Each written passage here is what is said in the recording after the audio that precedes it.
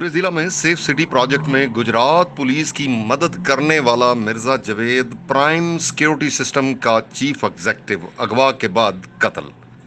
याद रहे, speaker Punjab assembly Chaudhary Parvez इलाई ने सेफ सिटी प्रोजेक्ट का इफ्तिताह भी किया था और इस पर अभी मजीद काम जारी था। ताजरों और अवाम के तहफ़्फ़ुज़ के लिए पुलिस के साथ दिन रात कोशां, जो अपनी गिरा से ज्यादा रकम लगाकर ताजरों को तहफ़्फ़ुज़ फराहम करने में एक कदम आगे था।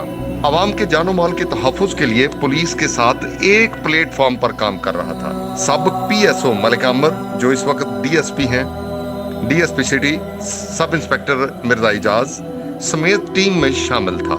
न जाने क्या हुआ, उसे अगवा किया गया और सारों की नहर में कत्ल करके नहर में फेंक दिया गया। लाश बरामद गुजरात पुलिस के लिए सबसे बड़ा चैलेंज होगा, क्योंकि अवाम के जानो माल के तहफ़्फ़ुज़ में अगर पुलिस के साथ कोई खड़ा था तो वो मिर्जा जवेद था। इसका कत्ल गुजरात पुलिस को 24 घंटों के अंदर अंदर ढूंढना चाहिए।